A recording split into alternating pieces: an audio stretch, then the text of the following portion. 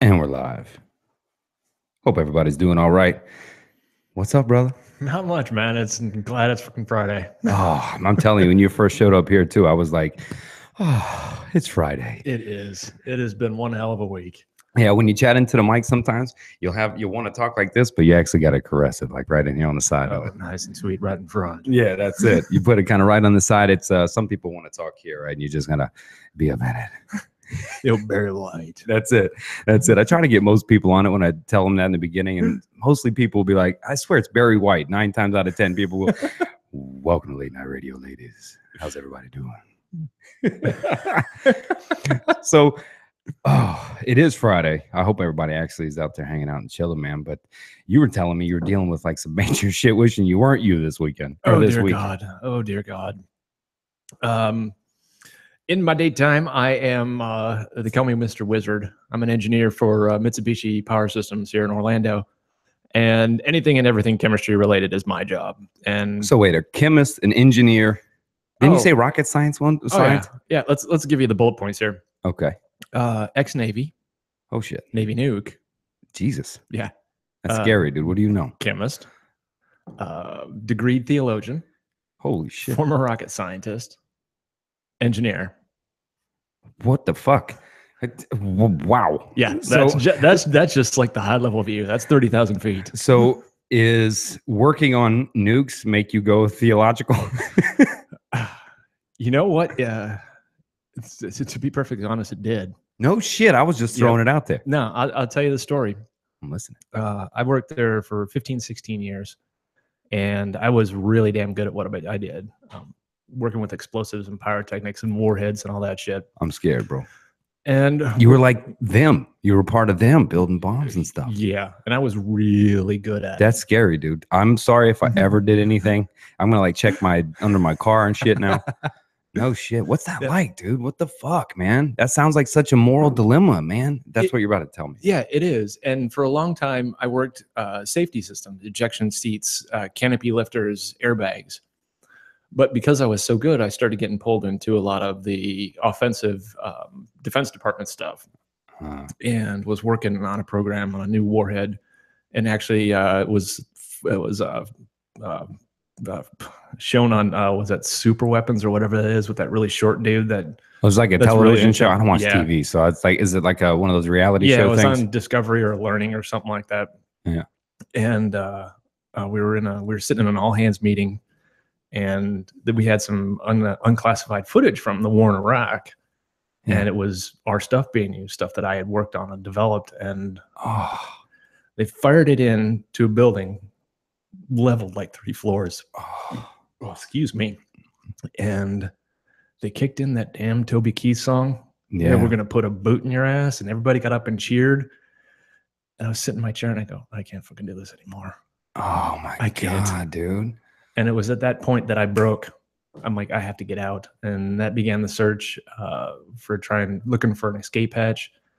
I started studying theology a lot more. I always kind of walked. I grew up Catholic, and it was non-denominational, which is, it's just Baptist with a fancy website. And I did a stint as a youth pastor for a while. And decided that's when I needed to get out. And so we started looking, and holy dude, I can't imagine sitting there watching that shit, man. Like, what's funny is I went down the theological road for a while when I broke out of my selling dope and robbing dope boys and doing all that crazy nightclub shit. My snap was there too. Like, I went there and I'd studied for a while. I was ready to head that way and really walk down the path. And then I was like, no. Yeah. Is that so same kind of idea, that moral break? Yeah. And it still haunts me, and it's gonna for a while. Yeah, we were watching the Vietnam film this week on PBS, which is pull that mic right up to your face. Right? It's an excellent piece of work from Ken Burns, and it's just like you watch it and I go, God, I did that for 15 years. Fuck. And so even though I wasn't there firing them, right? I supplied it. Yeah, and that's just tough to get over. Well, I like the fact that, a guy as your level of intelligence did wake up, see that, and now they don't have you on the team, which is good. But I mean, let's face it, right? If it's not you, it's somebody else, right? Yeah, exactly. It's somebody else as smart, as creative, as unique, as driven, as talented. Because I came in with just knowing what I knew in the Navy. I started. It was '96, I think, when I first got hired there, making $8.50 an hour. I was married to my first wife, one kid, making 17 grand a year doing this stuff. Yeah. And busted my ass to prove myself, because I knew I could do it. I knew I was smart. I knew I had the talent. How much of that, the Navy training in the beginning, kind of shapes you to be like that mind frame of like you're saving lives, or how, I don't know what that's. A ton. And it's, you got that Navy mindset, that attention to detail, do the job. You go in and you do the best you can, and you're doing it for the greater good or whatever have you. Is that how is that kind of in the training and all through that? That's kind of how they pitch it. Oh yeah, absolutely. Mm. And honestly, I enjoyed my time in the Navy. I loved it. I'm still buddies with a lot of buddies of mine who I was on the ship with. I was in boot with. Yeah. As a buddy of mine in North Carolina, we chit chat all the time, and I really enjoy. I miss the people.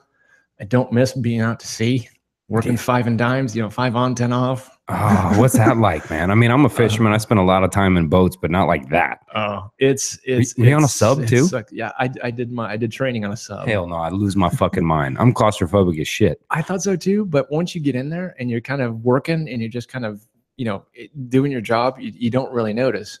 Yeah. But of course, I was a chemist basically, and so we had our own tiny little lab on the sub, and we can go in and lock the door and just kind of golf for a few hours, and we'd cook burritos on the hot plate, and people go, "Yeah, damn ELTs, what the hell are you doing?" "Oh, nothing, chief." Yeah, just so I can see some memories, right? Yeah. That camaraderie when you really link. I mean, that's a lot of it for sports, for people, right? For even the workplace where they're at, right? That's you link with it. You miss that. Yeah. There's that. There's because you're all in it together.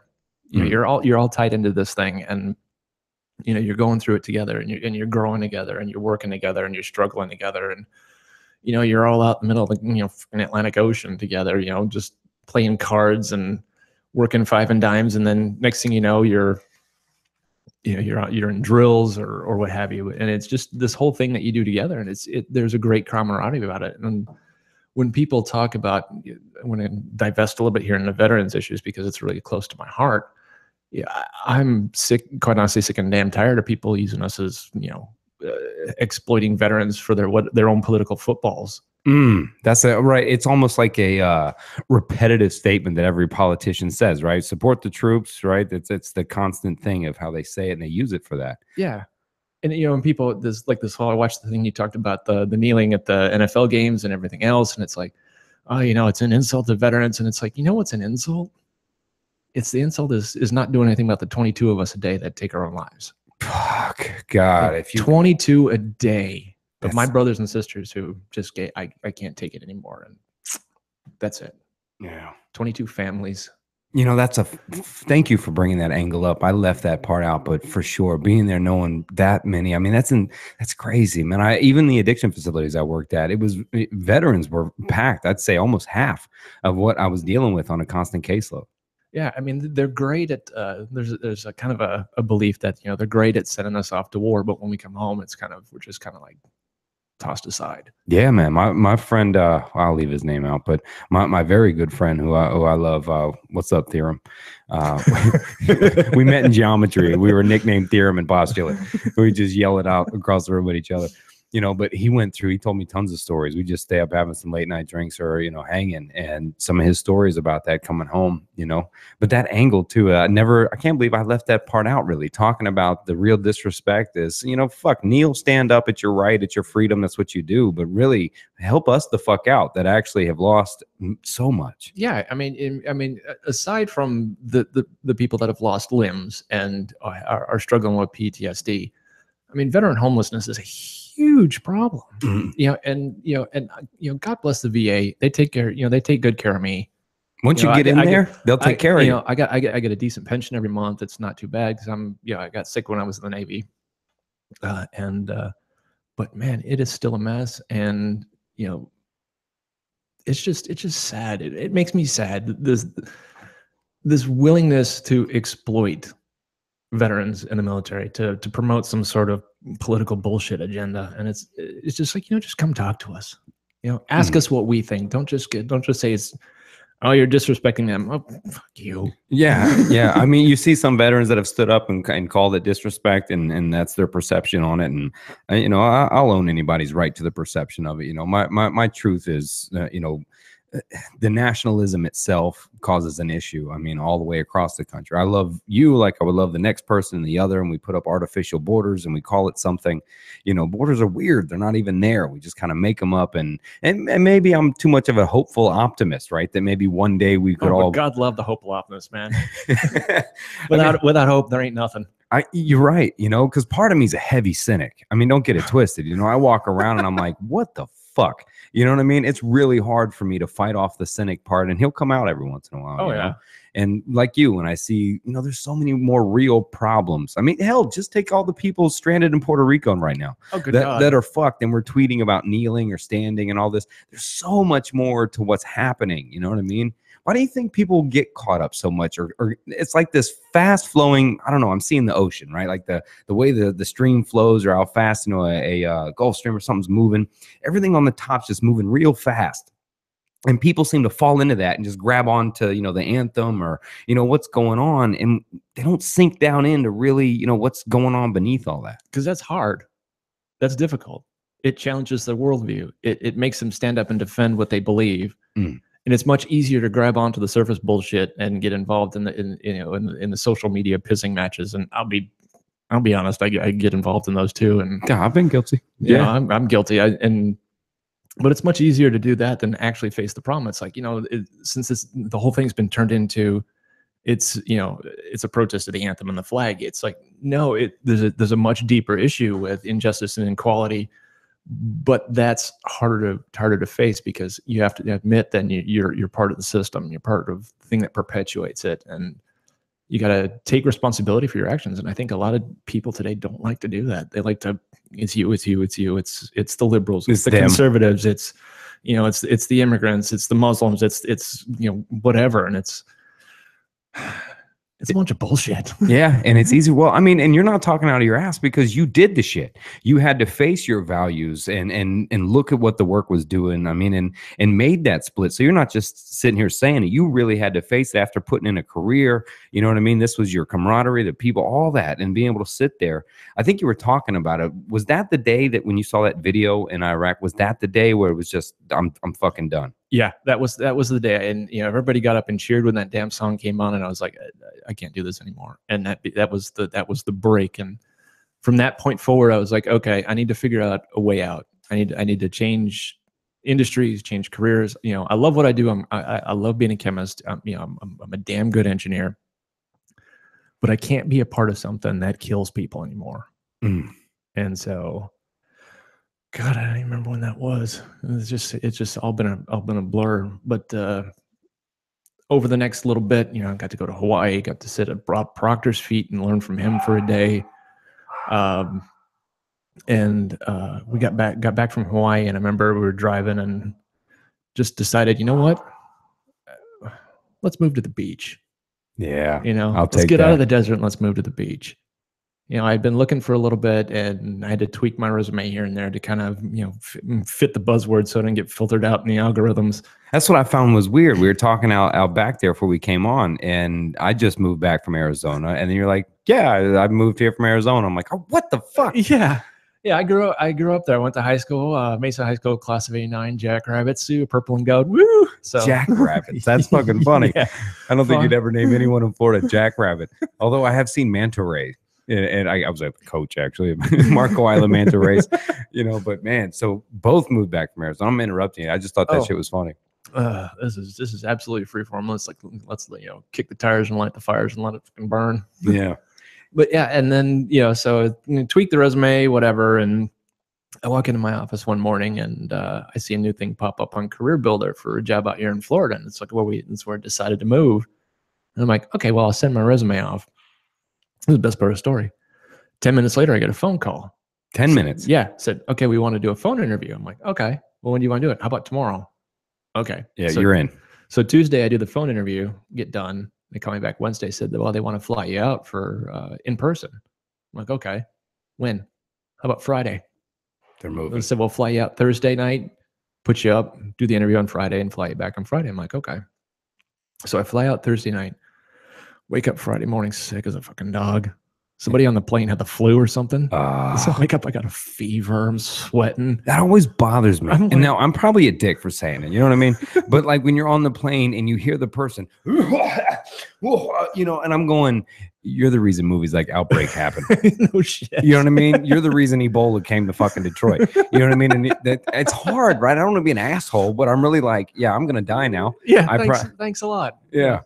I want to get some sort of, Ebola fungu, and it's like I'm going to end up dead in 12 hours. Like, what kind of selfish fuck do you got to be knowing, like, especially if you know you have like the flu, right? Yeah. And you're like, I'm going to go hop in a metal plane, 30,000 feet with a bunch of people in a little tube and try not to cough and make everyone sick. And, it's 5.5 hour flight or whatever from Phoenix to here. So, yeah. I'm like, oh shit. So I get up, drink some coffee, some orange juice, get a bottle of water.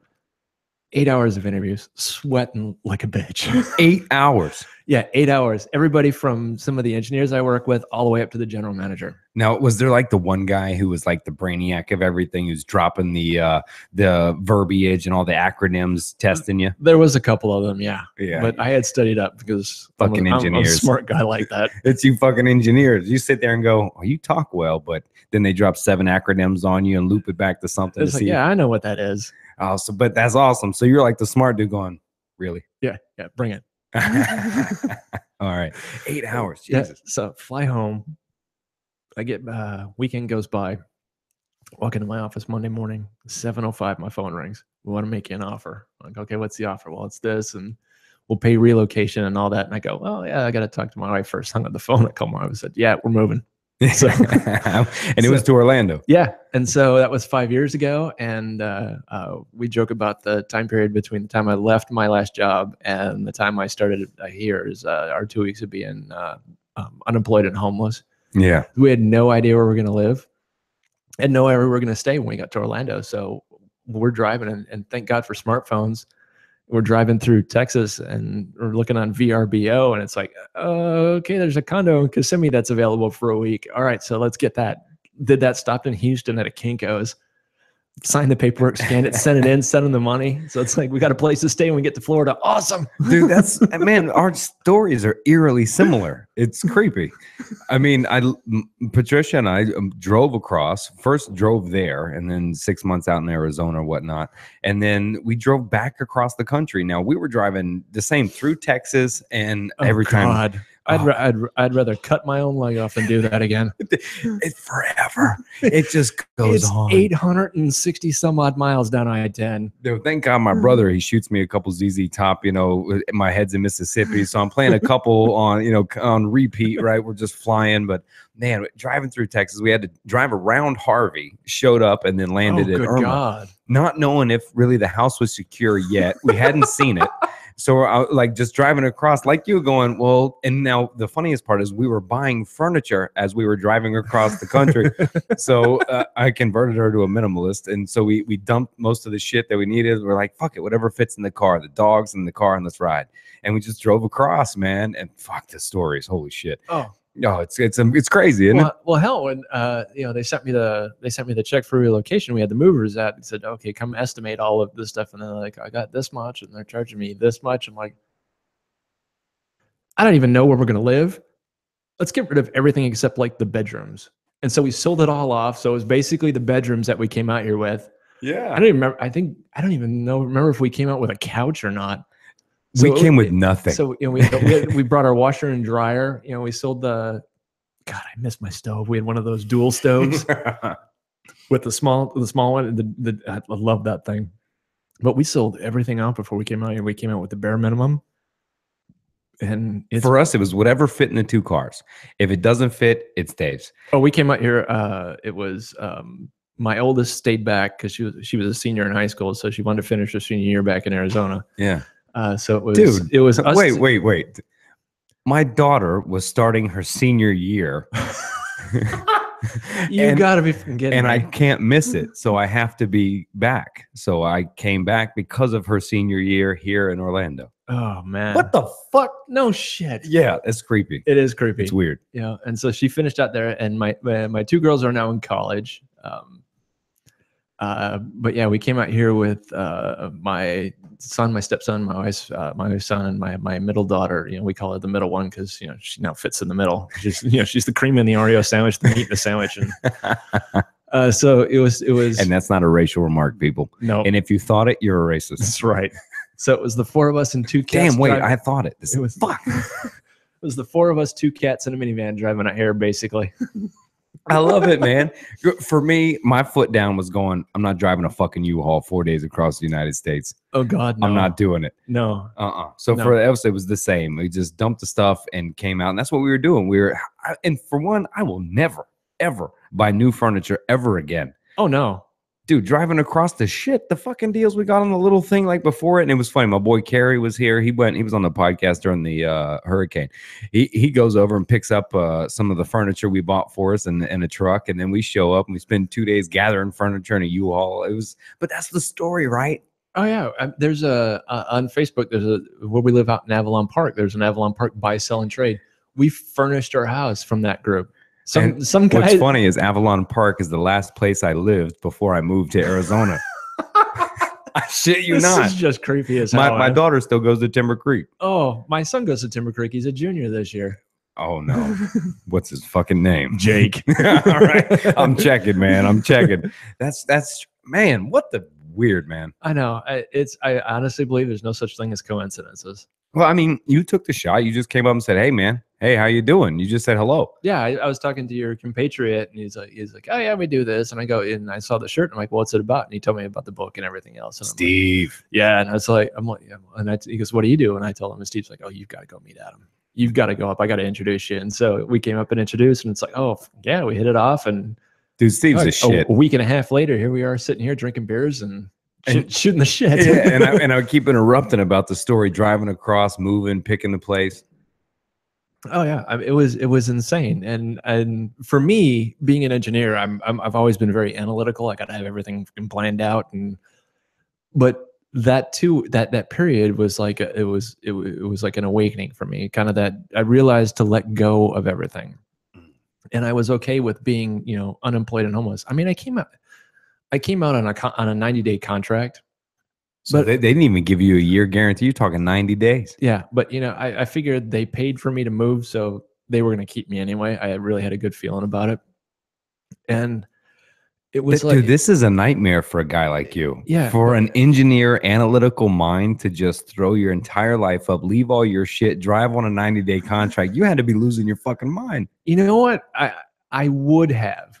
Yeah. If it was like a decade ago, before I got dragged to my first personal development event. But since then, it was like, I like how you said a drag to my personal. Oh, yeah. My wife was working with a coach and me going to them, and she's like, "Oh, you got to go meet these people." And I'm like, no, it's a bunch of woo-woo bullshit. I don't buy it at all. Yeah, right. Find your purpose. And she goes, well, I really want you to go. She goes, we got this, it's a weekend event. I think it would be great for you. And I'm like, I'll tell you what. I said, you find a way to pay for my ticket. I'll go. Just the bargaining. 3 days later, damn it, she man. shows up with a piece of paper. You're going. And I'm like, son of a bitch. Gotcha. Come on, man. You could have laid a better Rubik's Cube on her than that one. But it was a 3-day thing that changed everything for me. Really? Yeah. The guy studied under Richard Bandler. Okay. And so what's his name? Who was it? Michael Burnoff. Okay. He works Human Communications Institute in Scottsdale, Arizona. Shout out to all you rich people in Scottsdale.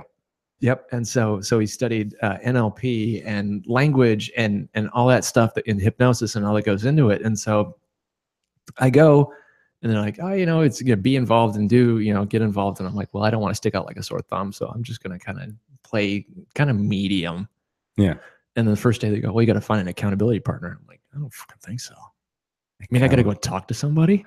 Again, you're the analytical chemist, engineer guy. I'm just here to kind of observe and like I said, I don't believe in coincidences. Okay. And met a guy just like me.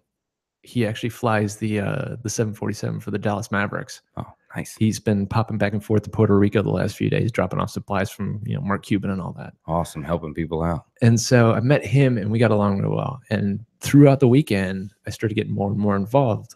And he started talking about the science behind it, the science behind language and retraining your neural pathways and mirroring and matching and pacing and leading. And I was like, there might be something to this. We'll walk. I know exactly what you're talking about, but if you would walk people through, right, that aren't there, what you mean about the pacing and walk through it. Yeah. Basically, pacing and leading is it's kind of almost like the three truths and a lie kind of a thing is the way I look at it. Is if someone's talking to you and makes some observations that you know are true, you 3 in a row. On the fourth one, your brain, no matter what they say, your brain thinks it's true.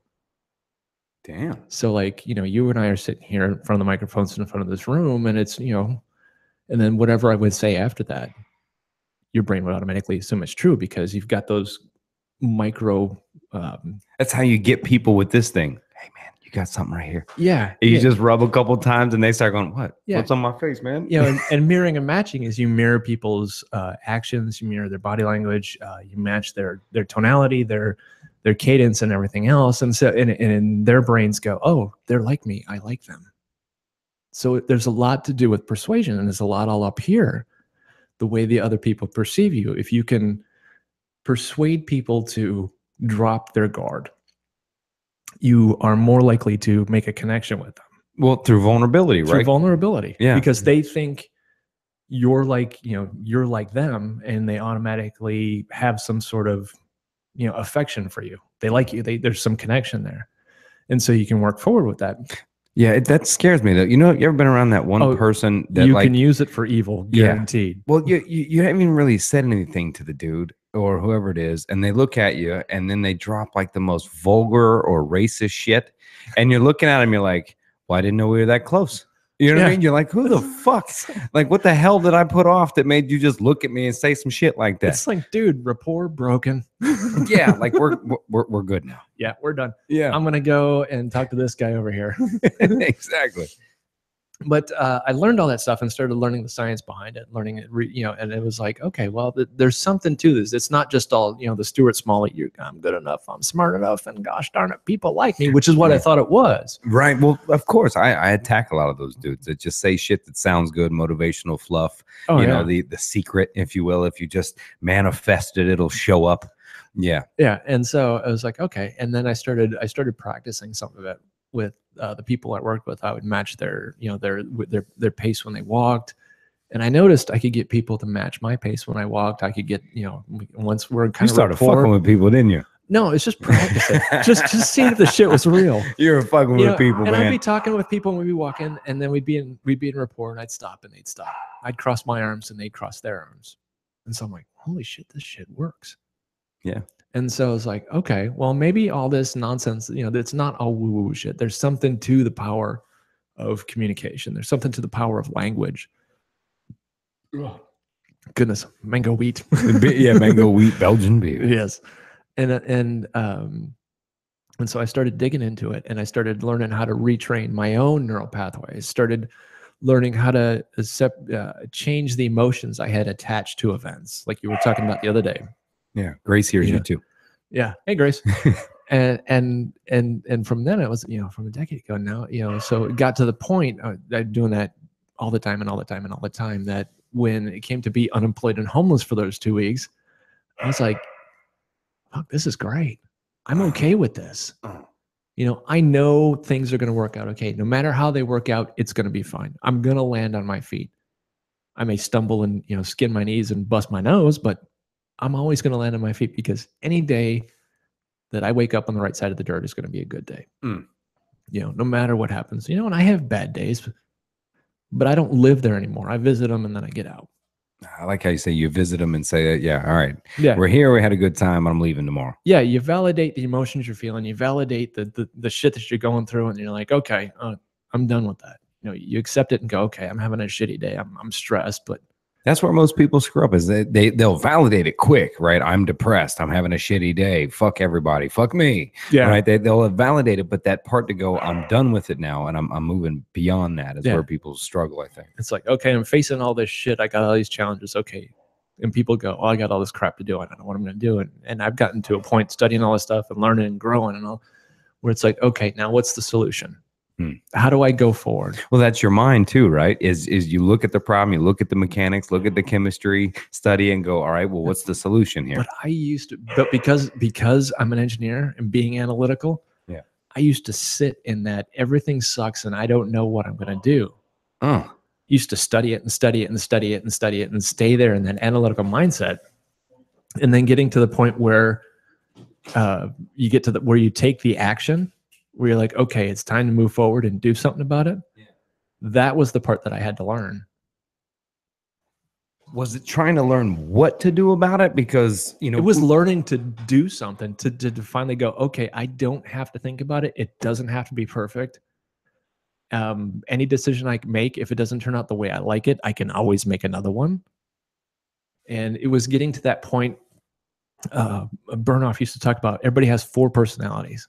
Let's see if I can remember what they are. 1 was the people pleaser. Sure. 2 was analytical. 3 was the doer. And 4 was the fucking psycho.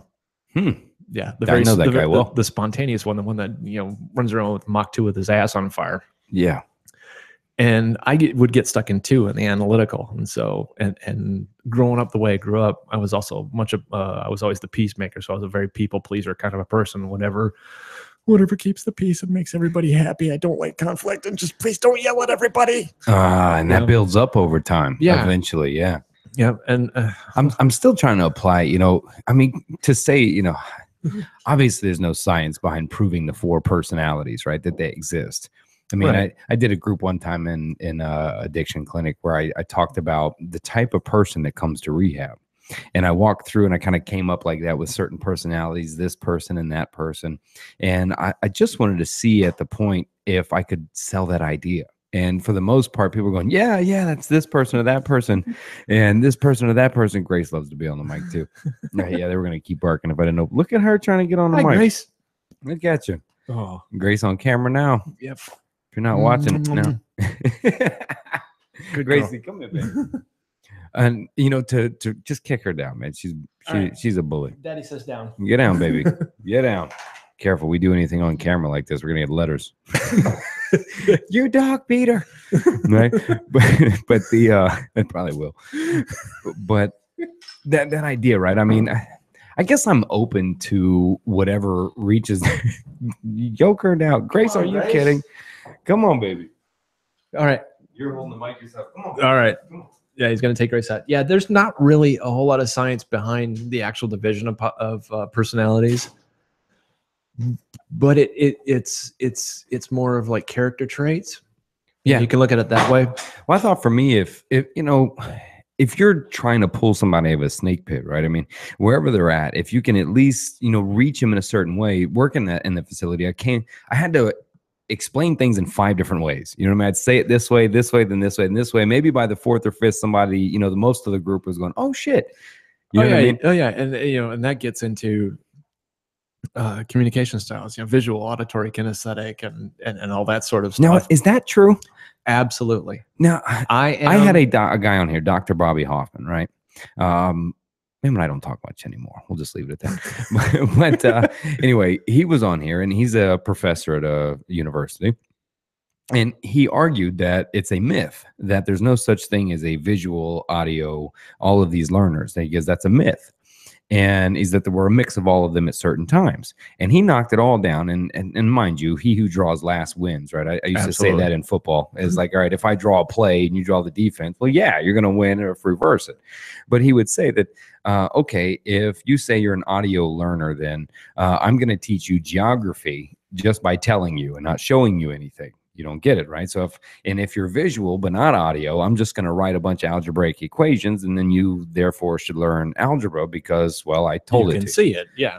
Right. And he's saying, but you can't hear anything. You could just see it. And then since you're a visual learner, you should then be able to learn algebra just by watching me work the board, or geography just by hearing me. That's a very simplistic way of looking at it. And I think that's why he was he drawing last? Yeah, I think he was drawing last. It's visual, yes, you do tend to process more information more visually through what you can see, but it also relates to how you describe the world. And if you want to know how somebody communicates, and there's a really easy way. You kind of ask them to describe their ideal scene or some memory, and you listen to the words that they use. Do they talk about colors or light and dark, or they talk about sounds, or do they talk about how things feel? And that gives you an insight of how they communicate. And visual communicators are usually the more louder, obnoxious, in your face type. Shit, I knew I was visual. Yeah. Audio, like me, we're kind of in the center. We're more deliberate with our words. Cadence is a little bit slower. Drives people nuts because I tend to look for the right word to use. And so I'll be in the middle of a sentence and I'll be like, I've done it a couple of times tonight where I'm like, what's that fucking word? The one I'm looking for. Meanwhile, I just blurt it out and then I'll repeat it and say it 5 times. Hopefully I said it right one of those 5 times. I got you. Kinesthetics are very reserved and they're very far talkers. They don't like anybody close to them. Visuals are more in your face. Yeah. See, because ever since he came on the show and said that, we were actually writing a book together and that didn't work out. And ever since then, because I've always saw myself, or I say always, right? I've seen myself as a visual learner, you know, and he would argue, well, you've been told that since you were a kid. So, you know, and it did gear me certain ways to where they would say, okay, let's not focus on math and you need to do this and not, and my grammar, right? They always bash me. I shouldn't write, right? Maybe you should do something with your hands. You know what I mean? And then I'm like, bitch, I done wrote 2 books. You know what I mean? And I'm like, if somebody would have just said, if you work at it, and his argument is whatever you feed gets better. So if you work at something, you know, you get better at the writing or something like that. Yeah, absolutely. Yeah. And we all have our strengths and weaknesses. And you know, I love listening to Gary Vee. Yeah, and he goes value strengths over weaknesses, which I agree to a point. I hate that guy. I think you can value. I guess that's a strong word. I say I hate the guy. I don't hate the guy. I actually did a whole video on Gary Vee. Actually, I'll have to catch that one because I listened to him. I think he's got a lot of good things to say. I think he's very kind of like he's a no fucks given kind of a guy, and I resonate with that now. Sure, not so much years ago, but now it's like. He's a little too fuck the world. I'm fucking amazing. Do what I do. Yeah, he does. He does You're have a piece that of bit shit. To him. You know what I mean? I'm kind of like, dude, honestly, I don't want to be your life at all. Like, not even in the slightest. I know. I watch him. He works, you know, like 400 hours a day, and he's traveling here and there. And it's like, no, I like to sleep. Yeah, I like to go fishing. I may wake up at 7 o'clock on the weekends because I'm going to be 45 and I just can't sleep in anymore. But I do like to sleep. I like to relax. I like to chill. I like to work and I like to chill. There's got to be a balance, and it's got to be a balance where you're kind of back and forth. As if you achieve complete balance, you're not going fucking anywhere. Yeah, it's no motion, no nothing. And so that's why I think the whole work-life balance is bullshit. But back to strengths versus weaknesses. Yeah, I think that's great to focus on your strengths in the beginning, but you also have to work on your weaknesses. So. You know, mine was I'm great at the written word. You know, I learned how to podcast from a guy named Sam Crowley. Every day is Saturday. Who, by the way, Sam, because I know you're going to see this. God bless you and your family and baby Susan. Baby Susan was born like way premature, at like 1 pound, and welcome to the world. Baby had a trach and had just actually had the trach removed this last week. And she's a fighter. After 3 years, she's wow breathing on her own, and it's an amazing story. I mean, they didn't expect baby Susan to last 12 hours, and it's 3 years later, and she's an adorable little girl. I love it when people defy the odds, even as infants, man. Oh yeah, but yeah, you know, he resonated with me because he always talked about. Or the first time I saw him, he talked about the gift of feedback, and I laughed, and he goes, "You know what I'm talking about." Yeah. And so I learned a podcast from him, and I got his course, and so I sat on it for a year. I didn't do anything. You know, I had all the equipment and everything, and I'm like, oh, but you know, what if I talk and nobody listens? Happens. And so it's like one day I was like, oh, the hell with it. And so the very first one I started, I would go with show notes, and they were horrible. Oh my God. It was almost like death by PowerPoint. Oh. And then I get to like the 6th show, and I was like, guys, I like that, and I go, oh, fuck this. I'm just going off the top of my head. That's how you do it. And flew forward from there. And now, you know, I absolutely love it. It's one of my strengths. And now I'm kind of breaking into video, which is a weakness. but I'm going to work on that weakness using the strengths that I have, written and podcasting and, everything else I've learned to kind of balance where I'm weak. So to become a little bit more rounded. I think a lot of people don't, on the Tribe of Change, shout out to everybody in the tribe. Love y'all. When they go live, I did a whole challenge, like just go live. And so I did a whole podcast talking about, look, if you're criticizing people that are going live, but you're not able to cut the camera on and do it, then you have no fucking idea. Shut the fuck up. Yeah, you don't know what it means. And a lot of the tribe members are like, we're in, and they all jumped in, clicking up live videos. Angela Bailey did one today, and she was one of the real nervous ones. And to do that, once you realize the camera's on, dude. When I started this podcast way back, and I was doing live, I was zapping into that radio dude, whoever that guy is, like / stripper DJ, morning. Next up on the stage is yeah. I was like, welcome to the Cognitive Rampage podcast. This is your host, Adam Lowry. Hope you're taking care of you. And I'm going, what the fuck? You know what I mean? And it was really hard. It took me a long time to be able to break the bullshit fuck guy. You know what I mean? The dude that's up there just talking like that. You know what I mean? It took a while to get off of that. Yeah, and now I had it was funny is the new ones, the 21st Century Man, about that, because we were talking the other day about men don't know how to be men nowadays, because we got the hyper masculine, and then we've got the romp him wearing hipsters, and media portrays us as a bunch of doofuses kind of wandering around. And well, yeah, dude. It's no longer, I'm Gen X. And so I see, where my folks and my grandparents grew up. They worked, a single job until they retired. And there was a certain ethic and a certain, way of life. And I look at Gen Y and the millennials in front of me, and I'm like, I read a thing in, what was it, Esquire? I think it was an Esquire not too long ago, about how Gen X is going to save the world because we're hopeful but cynical at the same time. We take the best of, because the boomers were all hopeful about a better world. The millennials are very hopeful about a better world. The boomers piss me off. Yeah. I have to be honest. I'm good. They're not my major demographics, so they're the smaller percentage of people that listen to me. But they pissed me off, and they pissed me off for a few reasons. Because in the 60s and the lates, they were they almost did it.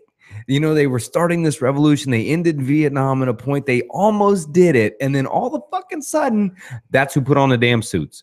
They were all the hippies. They almost did it. They were pushing for change. It was bad back then. When they were hijacking colleges, shit was legit. It was crazy. Oh yeah. Like I was saying, talking about that Vietnam film on PBS, the Ken Burns thing. They talked about that a lot. And we were watching that going, history doesn't repeat, but it sure as fucking rhymes. Fuck. Yeah, and there's a lot of parallels to the mid to late 60s to today with the insanity that's going on. Yeah, but what made them, man? What made them go from the peace, and then they're the 9-to-5ers. They became the ones that wore the ties, became the bankers. I really don't know. Like, is it that they have kids and just say, well, fuck it? Like, where'd they go? I don't know. I was Mama D. I know you're still out there. Shout out to you, Mama D. I know you've been hippie from day one and will never change. Shout out to What You Want. If you're ever in Sedona, stop by What You Want. Oh, love Sedona. Yeah, love Sedona.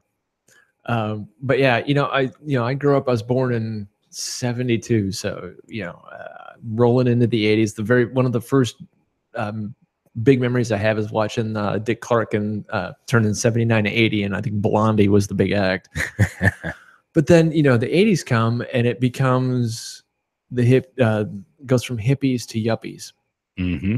And finance takes over, and it's all about money and commercialism. And actually, there's some studies out that show that the American economy switched from producer to consumer during the 1980s.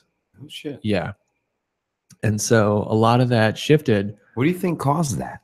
Because TV was out, marketing was out. I think it was a lot of it had to do with the rise of cable TV in the early '80s. Because I grew up and I had one of those. We had one of those giant ass TVs where you had to go up and push the button and everything. Yeah, it's more wooden frame than TV. Yeah, and we had 6 channels. And living in Detroit at the time, before we moved to Arizona, we used to get Channel 9 CBC from Canada and watch those sorts of things. And I think with the rise of media and cable and technology, I think technology moved a lot faster than humanity was ready for. I think we still are. Oh, absolutely. And it became easy to make a lot of money and without dealing with the ethics behind it. And kind of switching back to Gary Vee, and I know you've got your challenges with him, and I do too. But one of the things he always stresses is it's not about the money you make, it's how you make it.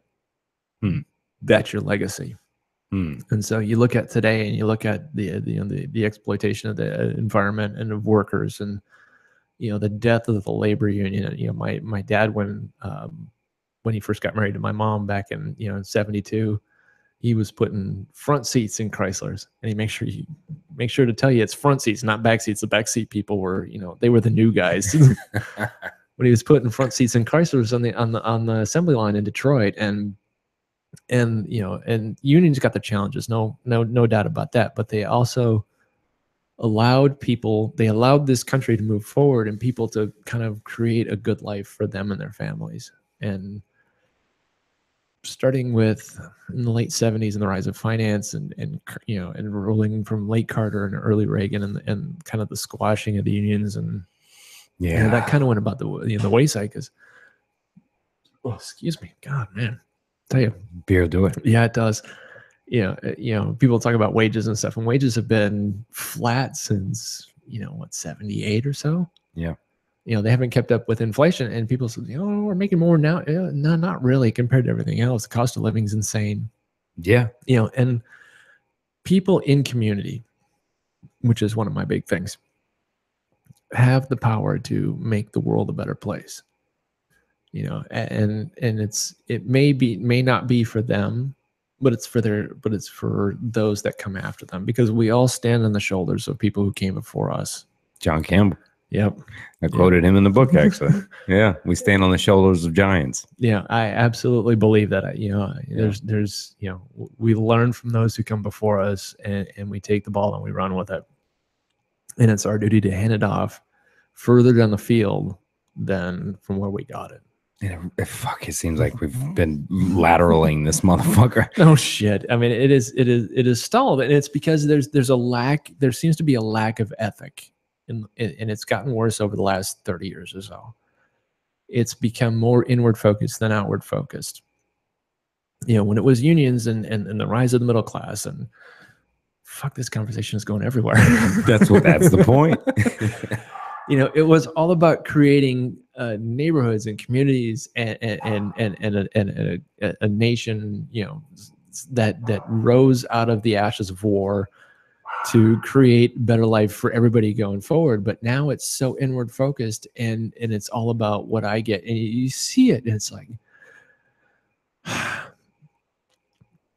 anytime anybody does something for somebody else, there's always those whiny ass bitches that go, well, why don't they do it for, Americans or the veterans or insert what I like here? Yeah. And it's like, you don't understand. When you serve other people, when you go out and just do good. I mean, that commercial today, that was on the Facebook page that somebody posted, the 3-minute commercial about the guy who just does good. Oh, that Asian guy that's doing. Dude, I can't lie, I teared up. I did too. I mean, that to me is everything. It's not about monetary or financial or any sort of physical rewards. It's just going out and doing, because this world has gotten so damn ugly lately. Yeah. It's like you can't have a sane conversation. Social media makes it worse because of the power of anonymity. Everybody can just tell everybody to fuck off and not worry about it. Yeah. And what you miss is the connection with other people. And there's, I can't remember who says it, but the easiest way to eliminate bias and eliminate bigotry is to travel, is to talk to other people, is to be in community with people around you. Yeah. And that's some of the issue that I have with the speakers like Gary Vee and those guys, because it becomes about the self, and he may say it's about what you do and the legacy. And the cross for me has always been, who's the 7th president? 7th. Right. At one point, he was the most famous motherfucker. See, you got to count from the beginning. Jefferson, Adams. Yeah. When I was a junior in high school, we had a song that we memorized to remember all the presidents. And my point, he was the most famous at one point. Yeah. Right. And so to think that we leave some legacy for real that lasts for some long time. I mean, Cyrus the Great, for example, one of the greatest leaders of all time. Most people have no fucking idea who Cyrus was or is. And most of you heard he was Muslim on the other side, right? They would lose it. So the idea of leaving a legacy or what you do, it becomes so caught up in this performance. And I think a lot of issue kind of wraps around today is our value really is based on how we perform, right? And as a father, as an ex-husband, right? And now as a boyfriend, there's these ideas to perform. And if we don't perform or provide, America's favorite word, right? Oh, yeah. So if we don't do that, then we don't have value, right? And so it becomes about these motivational speakers, about how you invest in business, how you grow your legacy, right? How you build this shit. And I'm kind of going, your legacy is really around your proximity, and after a while, it's got a very narrow focus unless somehow you end up being, having 3.5 million followers or things like that, where you impact a larger area. But I think if we focus on those around us and we focus on that very narrow focus of the people that are around us, that we can leave something behind us, the way people talk about us when we're gone. It's something simple as that. I got a feeling they're going to look back at us and be like, what the fuck? I think Joe Rogan says it, that they shoot each other and take pictures of their dicks. I mean, you're really like, that's the legacy we're leaving behind is Snapchat, sexting, free porn, and some crazy ammunition. Oh, and everything is so goddamn over the top nowadays. There's no authenticity. There's nothing behind it. It's all about. There's a great book by Charlie Pierce called "Idiot America," how stupidity became a virtue in the land of the free. Oh shit! Yeah. He writes for Esquire, and I follow him on Twitter, and he's fucking hilarious. But he wrote this book about how the cranks, the insane, the sandwich board guys, the end is coming people, they used to be on the kind of like on the periphery of society, but occasionally the cranks had a good idea and would drive society forward. But with the rise of cable and the 24-hour news cycle and everything else, it's now expertise is now measured in clicks, in units, and viewers and ad revenue. Awareness is the currency. Or attention. I'm sorry. Attention is the currency. So now the crazier that you can be, the more attention that you can draw to yourself, the more of an expert you're seen as. And the worst thing to be now is an actual fucking expert in your field. Because it really is. It's like I said, I'm a degree theologian. I studied. I can read and write first century Greek. I mean, it's I've studied textual criticism. I've studied, and it's all the things that go into understanding the basis of Scripture and in Christianity, and understanding the historical and social and economic culture of the times. And I mean, how did you deal with the Horus thing? How did you deal with the zeitgeist, the Horus thing, and traced back? How did you cope with that mentally? Because I hit a crossroad. You know what I mean? When I started learning, I was like, what the fuck? I think you understand that every culture has its own understanding of that sort of thing. And if you really dive deep and you understand that, and get a little bit deep here for a second, that God or the universe or whatever you want to talk about as some sort of other dimensional outside of our reality force being, whatever, that everything you've seen in history and everybody's understanding of what the supernatural is how it was revealed to them.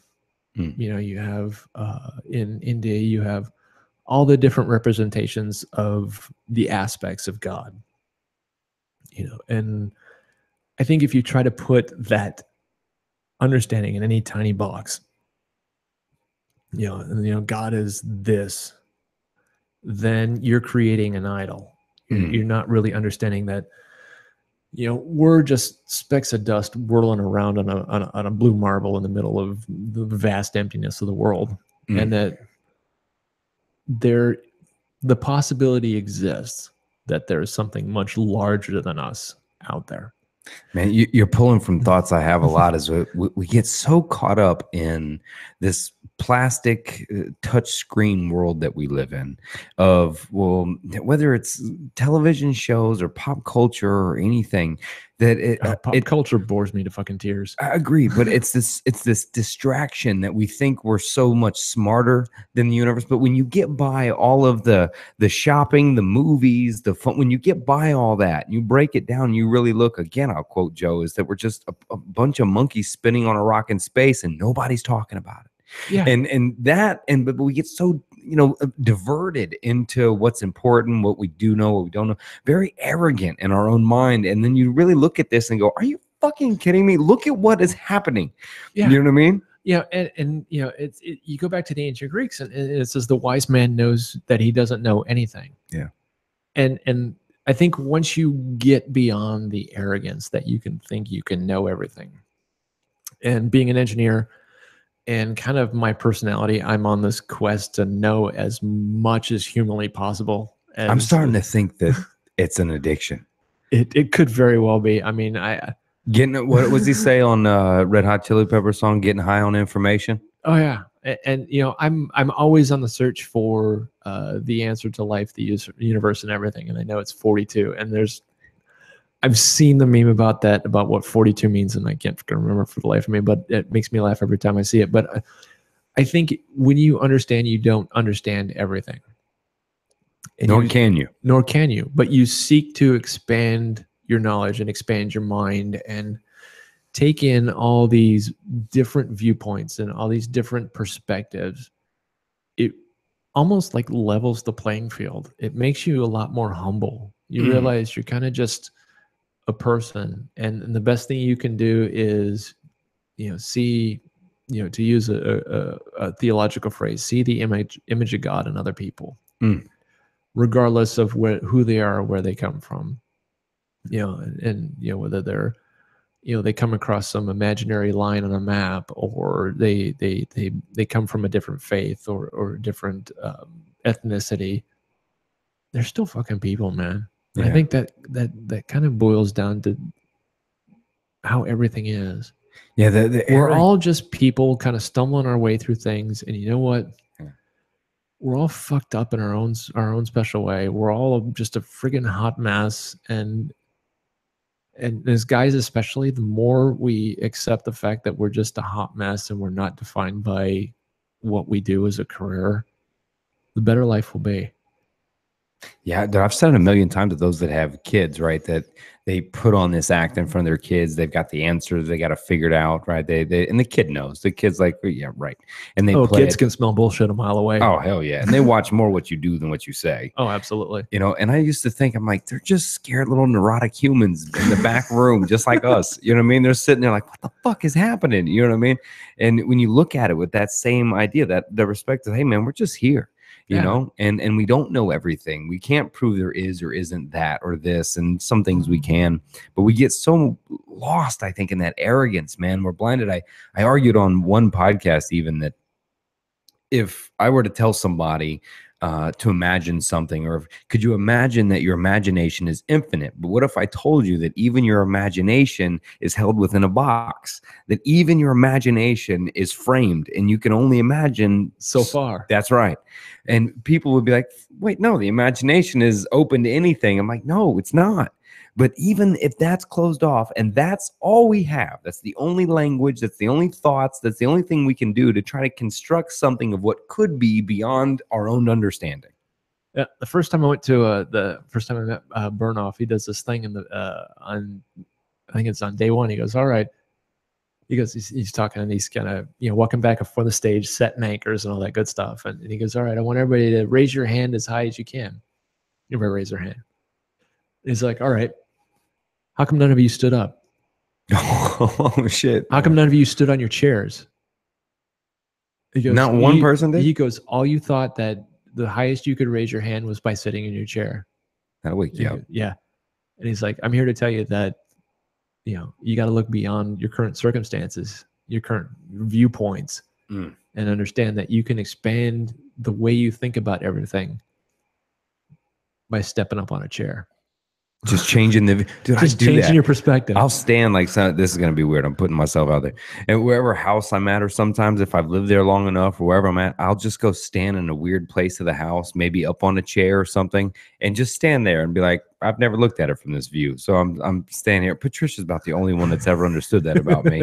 You know, I've been out back and I'll just go stand on something and look and be like, all right, I just never looked at the backyard from over here. Yeah, and it's something as simple as that. It's you go sitting on the in Arizona you got all those 6-foot privacy walls in the back thing. That's what I would stand on. Know, and you stand on that, or you sit on it. And you go, things look different from up here. Yeah, it's the same shit you looked at every day. Same shit, but it's just a different view, a point of view. And I think when we start to look at everything from a different point of view, from somebody else's point of view, from from the people that we can't fucking stand's point of view, and you validate their viewpoint, they're right to that they're perception. right to that perception. You can disagree with it all you want, but validating another person's view, validating their emotions around it, will create a better connection, even if you can't stand their viewpoint, than anything else. I was in a Rob Bell event years ago, and he was talking about how no matter what everybody's been through, he goes, you give me the most liberal and the most conservative, you give them both with a child who's struggling with cancer and put them in the same room, and there's community. And so he did this thing. He goes, it was like an almost did you ever kind of a thing. And everybody wrote stuff on a piece of paper. And he's like, all right, have you ever, lost a parent or this? And you kind of traded pieces of paper around the auditorium.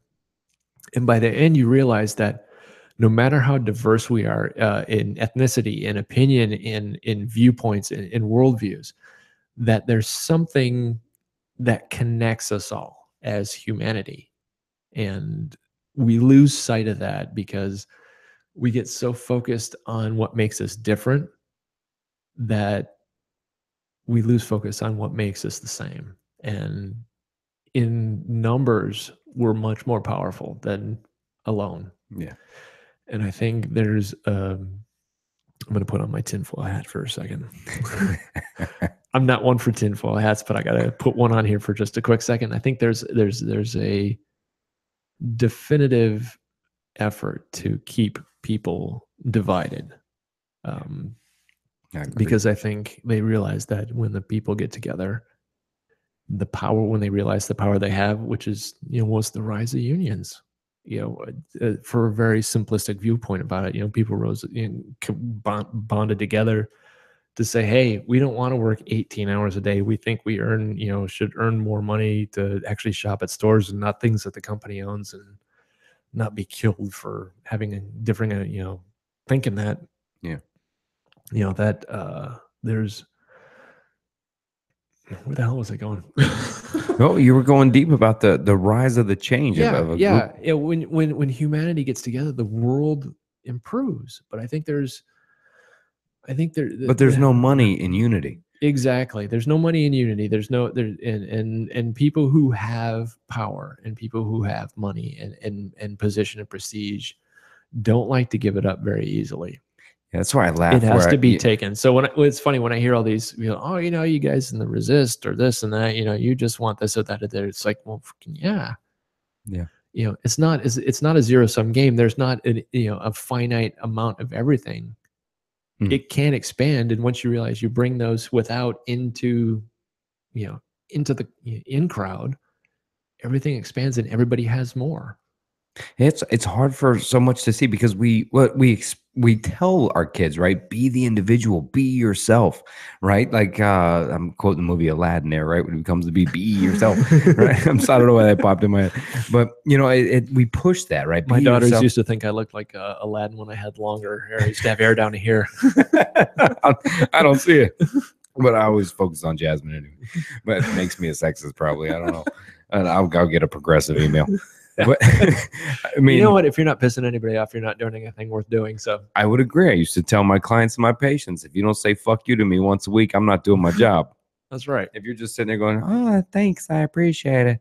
I'm terrible as a therapist. Yeah. You know, if you're not pissing people off, you're not making enough noise. Agreed, man. But you know, we sell the individual, be yourself, right? Or you are the individual. I agree with you that we really lost sight of that group. And when we wear the labels or whatever team we belong to, it separates us even further. But there's just, it's hard. I think it's, you know, I tell people, can you even imagine, do you think the system in place can even fix the system in place? And most people are like, no. I'm like, well, then you're not a Democrat, you're not a Republican, you're not a liberal, you're a fucking radical. And the truth is you're really a radical. And that's kind of on a political scale, right? Who is it? Zizek said, it's easier for humanity to come up with apocalyptic end of the world movies because it's easier to imagine the end of the world than changing the system that the world currently exists in. I couldn't fucking shit. No shit. It is. We can sit back and go, yeah, that book said it. That book said it. I see it. I can see it. I mean, it's so much easier to end, and you see it, you know, in popular media, you see all these end of the world things, but when you challenge the system that is in place, and humanity always moves forward when you challenge the system in place. I mean, I mean, it just over and over and over, you know, from feudalism to, you know, to you know, you got the Dark Ages and the Renaissance, and everything changes when the status quo is challenged, and the status quo is very, very, very powerful. A lot of people don't like it. They don't like their don't challenge me. Don't challenge my worldview. Yeah. You know, and I'm one of those people that says, you know, things have got to change, and the way things are, there's some good things, but a lot of things suck ass.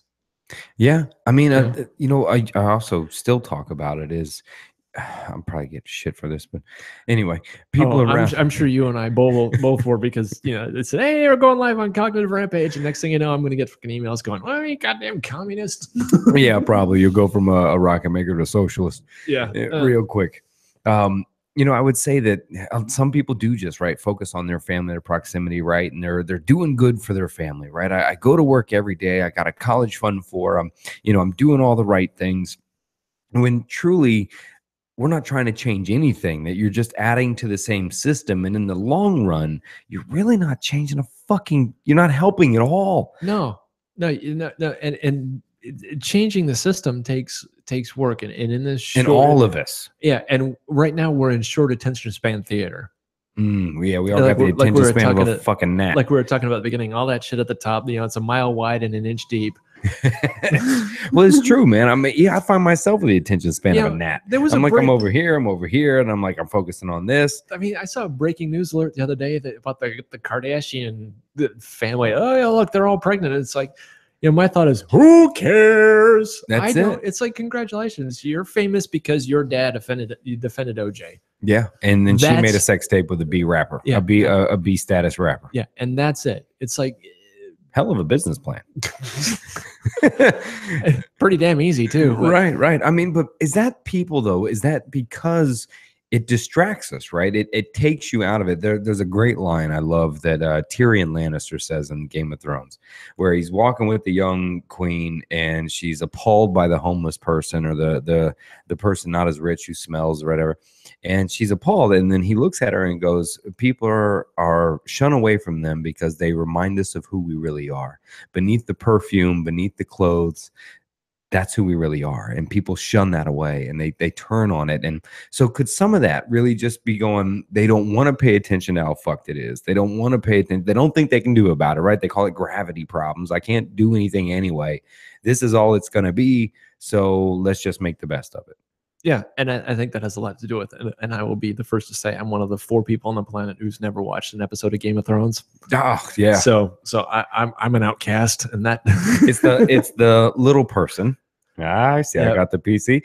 But I did see, and actually, I think I actually did a show on a quote that I saw about I'm tired of reading of,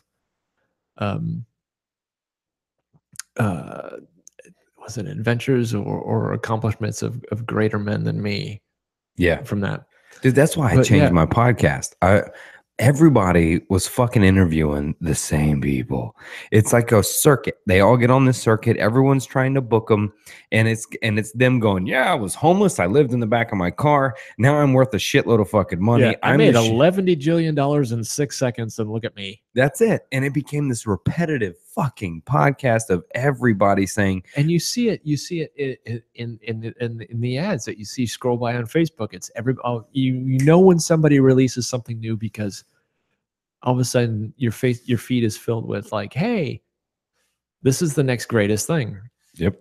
It was like when Russell Brunson came out with ClickFunnels. Yeah. I mean, it is a great product. I think it makes it really simple to create those sorts of things. I mean, I have no hard feelings towards that. I mean, it's because funnels can suck.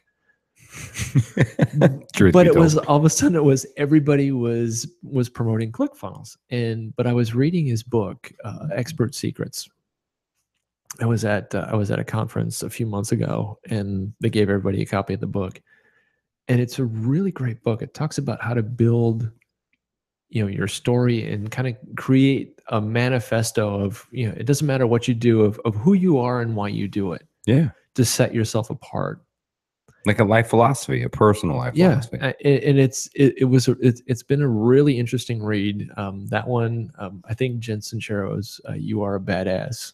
Yeah, it's a fucking awesome book. Yeah, I had that on audiobook, and I think I've listened to it about 19 times. You like that one? I was going to ask you. What's one of your favorite books you've read recently? Oh yeah, go after your dreams with the tenacity of a dateless cheerleader a week before prom. I mean, come on. And there's nothing more unstoppable than a freight train full of fuck yeah. I mean, that is awesome advice. You're getting emails. You're getting emails. Yeah, I wanted to grab into it, but I think once I got kind of deeper into the study of the mind, human behavior, psychology, how it all affects us, it was I got beyond the Tony Robbins bullshit. I got beyond the Eric Thomas fluff, to where they say the stuff, it sounds good, you're motivated, you're like, yeah, it doesn't fucking mean anything. Yeah. What I mean? For me, it was hard for me to grasp onto that. Yeah, it was, I had a quote from Jim Carrey. When I first decided to start to break out from and look at getting out of what I was doing as the rocket scientist, I joined a network marketing group, and it was focused on personal development. A guy named Brent Payne, who, and it was a great program called Avant. I still have the book and the CDs. It's some really great shit in there. And there's a quote by Jim Carrey in one of the lessons that talks about visualization is great, but it's not everything. You can't be hungry and just visualize yourself a sandwich and be full. You actually got to get up and do the fucking work. Carrie said that. Yeah. Jim, well, I'm glad, because he's really known for the guy who put the check on his fridge and just visualized that, cashing that check in a year and got it. Yeah. And I'm like, come on, man. Yeah. But at least he said that. But yeah, he may have done that, but it also made it real to him, that it drove him to actually go in and put in the work. And go in and go to the auditions and fail 11 billion times and fall on his face and keep getting better and keep, working on his weaknesses until the point that all of a sudden he's like, all righty then. Well, he's the Fire Marshal Bill shit paid off. He's a household name. Yeah, he's the shit. Because he busted his ass to get to where he is. You saw those videos, right? They came out where they thought he was losing his mind and shit like that. Oh yeah. But he's just, he's just doing it for a movie role. Yeah. Now then, I actually had somebody look at me when I was like, they put out he's doing a movie role for a comedian, actor, person that loses his mind, and they were like, oh, now that the videos make sense. And then somebody was like, nah, they made that shit up. Somebody's writing a script right now to try to come with some bullshit because his PR numbers are dropping from what he's saying. And I was like, but he is that guy, man. I mean, he put in some work. I mean, he is a household. He is. And if you've ever watched his one of his commencement speech, it's on YouTube, and it's a really great thing. He's got the whole hat on and the garb, the whole thing. Yeah, and it's a really great speech, and it kind of lays everything out in front of him. If you have always had the opportunity to fail, so why not fail greatly? Yeah. Instead of fail at mediocrity. Yeah. But we rationalize it, man. Like I can hear because I mean, people talk to me and myself, right? Well, but the kids, but we live there and the bill, it's my insurance. That's where I get my medical insurance. I mean, I wouldn't be able, so I have to do that. And then somehow they switch the narrative of what I do for my life is about sacrifice for others, and they become the martyr, and they turn that story. You know what I mean? That it's. What about that and this, right? The chase your dreams thing, right? Till you don't. What if somebody doesn't have any dreams? What if they're just fine, right? Being the 9 to 5 or checking in, checking out. And you know what? To be honest, if you're fine being, and I see all these people talking about, a lot of these network marketers and entrepreneurs going, oh, you don't want to be stuck in the job just over broke. And I'm like, you're being kind of a dick when you say that. Yes, because there are people that love what they do. They love, and they're better than me. I put that out there. You're a 9 to 5er. You're way better than me, brother. I can't do it. You're stronger than me. Yeah, you're better at your job than I could ever possibly be. You love it. You do it, and the world fucking needs people who go out and do the 9 to 5 and do the shit.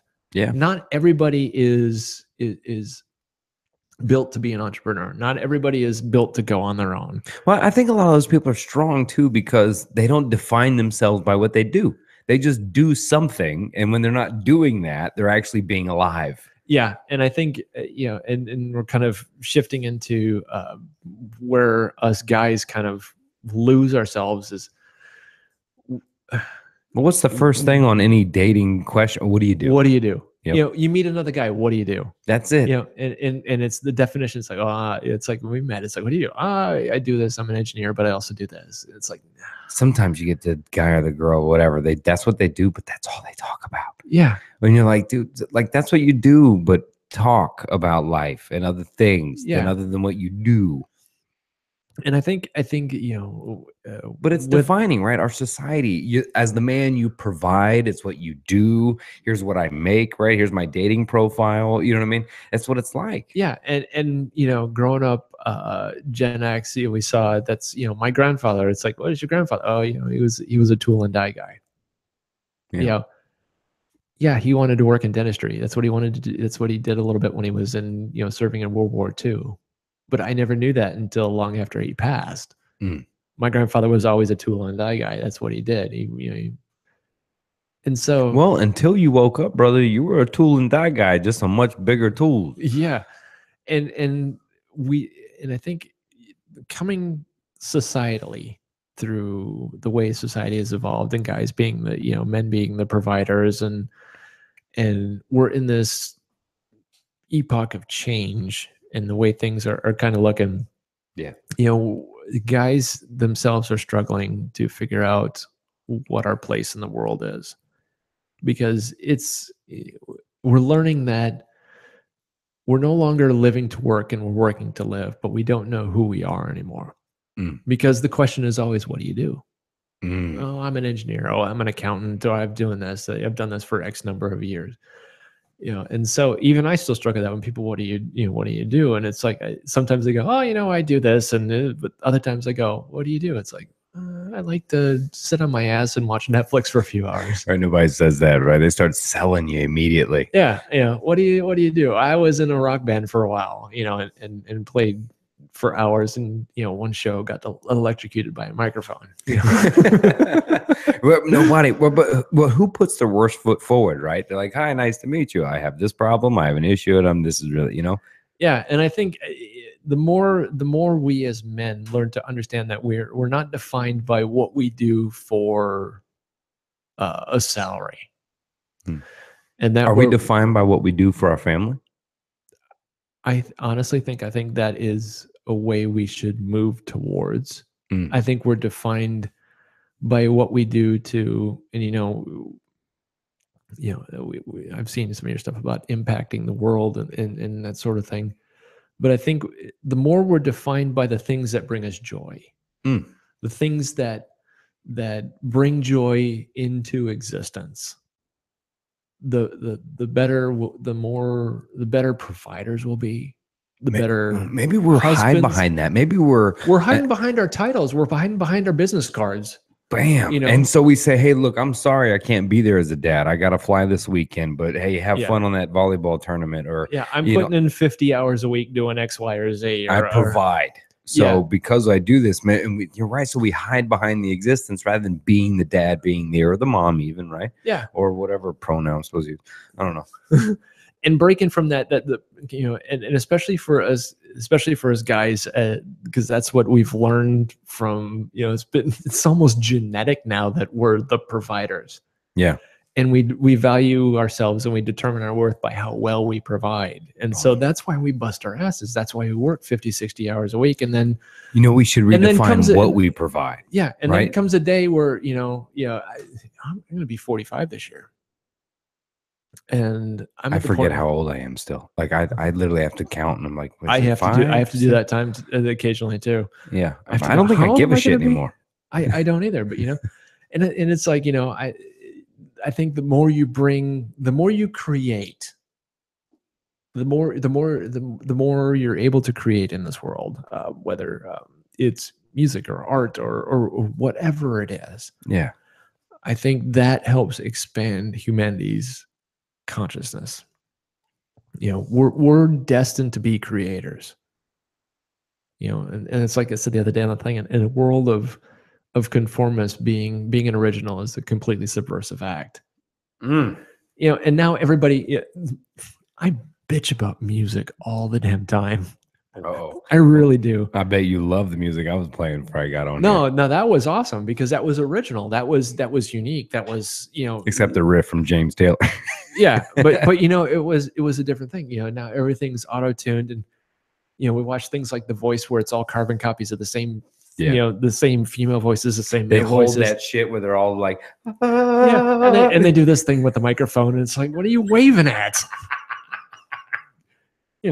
Hi, I see you too. That's funny, man. I do wish I could fucking sing though. But I got a few talents, and if I could fucking sing, dude, I would just sing at people. I wouldn't talk. I'd be on the podcast like, I fucking sing at people anyway. Yeah, just for fun. Too. I guess I do, or I'll sing to myself. But man, I wish I could sing. People come into my office, and I often have Pandora playing because I got in my lab. It's like one of the quiet spaces in the shop, and people come in. It's like, oh, you got music in here? It's like, yeah. It's like, what you got? And like, some days it's Sinatra and Dean Martin. Some days it's Johnny Cash. Some days, if I'm feeling really just kind of pumped up, it's Girl Power Friday. So it's, the Selena Gomez, the Katy Perry's, and the Britney Spears. You're on your own there, man. You're on your own. But you know what? I'm a man. There are sometimes. You see where I'm leading you in there? Sometimes it's just, it's. Do you have that song that you sing I realized this like maybe last year, a couple of years ago, when I realized a mood that I get in, if I'm like really happy and joyful, I start singing a song. I don't even mean to. And I didn't notice it for after a while. Is there a song that you like just start singing out loud? Oh yeah. It's Sinatra. Fuck you. So's mine. It's I Get a Kick Out of You. Okay. Well, all right. I get no kicks from champagne. You're on your own. Keep Your going. alcohol doesn't thrill me at all. For me, it's Sinatra Summer Wind. I'm walking around like the summer wind come blowing. Yeah. And if I notice across the room. Last time I was singing that, I was crossing Oklahoma. You know what I mean? So I was like, I noticed that's the song. How the fuck did we get here? Yeah. It's just exactly. I know. It's like we're gonna go back and watch this podcast and go, oh my God, I think I'm lost about 30 minutes into it. We've circled back though. We've basically hit everything, but we were talking really what we started talking about at the event when we started chatting was that evolution, right? To the new man, whatever that is, the definition. Absolutely. That breakaway, right? And, I'm the first one to tell you, I don't want to say wear my emotions on my sleeve, but it's so fucking cliche. But for the most part, I'm not afraid to bust a tear out. I am not afraid. I used to be, my daughter would she'd make a joke sometimes if a tear would show up. Oh, dad-daughter commercials. I'm a mess. At first I wasn't. It became a joke for a while when my daughter would go get a little vial and she would go like, oh shit, get that thing. We don't ever see that, you know, collect that. That's it. And she would, you know, and the truth is, you know, we talked in the beginning about connection coming from vulnerability, from being able to be open. And so many men, man, our society pressures, whatever you want to call it, right? I mean, our childhood experiences, our father impressions, our community, whatever it is.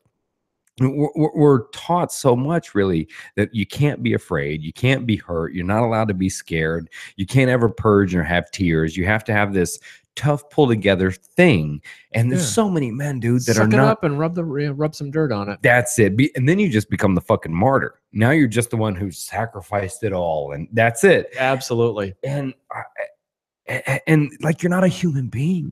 And the truth is as if you show that, you're really actually helping your kid. You're teaching that. And so many men, though, they're not really willing to look at themselves and go, where did I learn to do that? Right. Well, my daddy never, and my grandfather never, my granddaddy, right? We just stay in the same routine when truly in the world that we live in, man, to remain as if nothing harms you, right? The stoic, I don't need to talk much, I'm a coal miner's man, you know. Yeah. That's gone. And that's not fucking reality. Probably the reason men die earlier. Oh, I mean, absolutely. It's why, you know, what is it? The last number is what? 6 million of us struggle with depression. It's why men my age are the demographic with the highest rate of suicide. Fuck. Men in the middle age from 35 to 45. Yeah, add veteran to that, add non-provider, add all the I don't perform well. Yeah. And as we're young, as we're really young boys, you know, we have buddies, we can tell them everything and we hang out.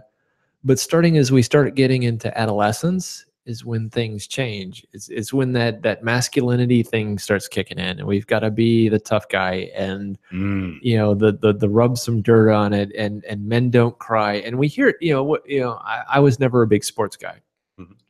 You know, I was. Oh, here's another bullet point. I was, you know, big surprise, big freaking nerd growing up. Tested into kindergarten early. You tested into kindergarten? I didn't even know that was a thing. Well, you normally have to be 5 years old. I was 4 when I started kindergarten because my birthday's in November, so I started a few months early into kindergarten. So I was 4 years old. I was a little book school in Pine Hills, man. Get my hand slapped. And little book school. Shout out to, I forget the book's mom and daughter. That was her last name, Miss Books.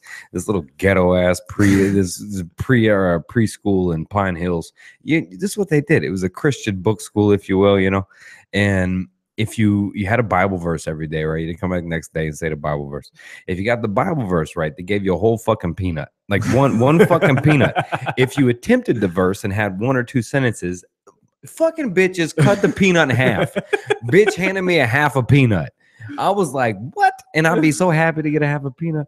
You know what I mean? This was like Miss Books. I got some of the words. That's it, man. And the shitty part is if you didn't attempt or know anything, they would paddle your hand and they take you to the thing and slap you on the hand with this little. I'm like, what the fuck? How the hell did we get on little Miss Books school?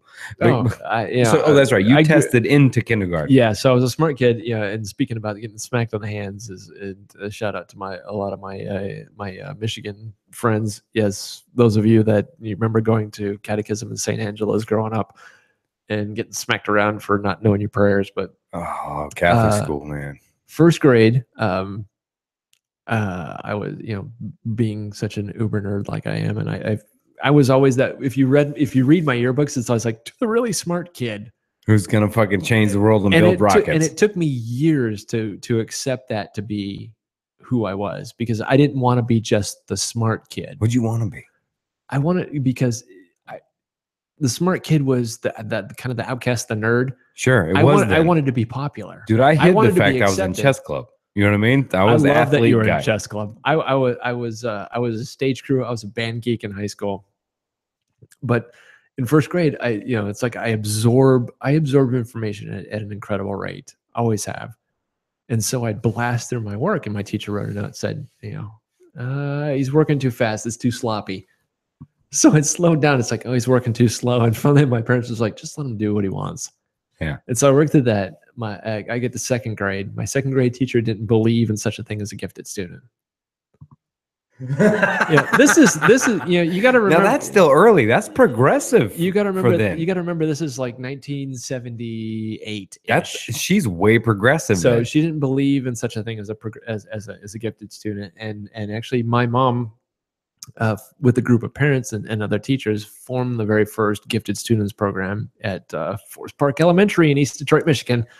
Detroit, dude, you upgraded to Mesa. Yeah, Rainbow was it Rainbows Unlimited or something like that? I don't know. You couldn't use that name today. No, and you see so, a whole culture to hijack the rainbow. So I blew through second grade, and it was, and I still remember this conversation from my dad. They said, "All right, we're not going to send you to third grade because you're going to be bored, and you've obviously got the aptitude of moving forward. So we're going to skip you straight to fourth." Whoa, what the fuck? You went from K to fourth? I went from second to fourth, not K to fourth. Oh shit! I was like, all right. So I skipped third grade. You see, damn, I wouldn't have had Miss Clark's class. But man. I remember the principal going, "If you get anything less than C's, we're sending you back." And so that always stuck with me. It wasn't always, you're the shit. You're the shit. It was like, don't fuck up, or we're gonna kick your ass. What the fuck? Instead of the encouraging to learn and that grow. always stuck in the back of my head growing up. Perform or else. Yes, perform or else. And going through school, it was always, even though, my parents were big on grades, not really, it wasn't, and so it was always a perform or else kind of a thing. And I swore when I was a parent that I wasn't going to be that way. I was going to be like, you know what? Just give your best effort. And I learned that actually in the Navy. Said, you just do the best you can do. And that's all anybody can expect of you. If you do your best and you still fall on your face, we'll get you all the help you need. We'll lift you up. We'll do whatever. If you don't do the best you need, you kind of fuck off, you're on your own. Mm. And so I instilled that in my kids. It was never about grades. It was about effort and how you carried yourself and how you approach the things you did. Yeah. Because the outcome isn't as important as what you put into it. Mm. So many focus on the outcome, man. Yeah. And focusing on the outcome is, I think, screwing up a lot of kids today, which is, and I think social media is screwing up a lot of kids today because it's all about, you see Instagram and Snapchat and everybody's got all these perfect fucking lives. And so you end up with these. Well, focusing on the outcome makes you forget the experience. Yeah. And you suffer from comparison, fatigue and, you realize, and I think there's this whole split now between parents and children that, they see these things on social media and they're like, well, how come I don't have that? And it's like, you don't realize that's not real. Yeah. That's filters and everybody's got issues. Yeah. And so I graduated high school at 16 years old. Damn. First semester of college, 16 years old. Doing it. Yeah. So after a year and a half, I was like, I don't think I'm ready for this. And that's when I dropped out of college and joined the Navy. And, the whole story goes on from there. But being the nerd kid, and it was all perform or else, that was something that really, dude, you really were an athlete. It's the same idea. Because growing up as the athlete, I was seeing nothing as but the athlete. Now, mind you, I had to put on a false arrogance about how I felt. I mean, meanwhile, my home is violent and abusive, and I'm walking around trying to be like, no, everything's fine. I'm great. But the athlete goes through that same idea. It's perform or else. It's if I don't perform as the linebacker or whatever, well, then I don't have an identity. So if I don't perform at the party, if I don't beat up that kid, if I don't drink that many beers, right? If I don't sleep with that girl, right? If I don't tackle that many tackles, well, then my performance, it determines my value. Hell, let me miss the tackle at 4th and 1 and the other team wins and I come to practice on Monday. Holy shit, I'm getting ripped in the newspaper. I'm getting ripped at home. I'm getting ripped by the coaches. I'm getting ripped by my team. So it was perform or else. Because the minute you don't perform, well, you lose the title. You're not that person anymore. Yeah, and then look at us now as grown men.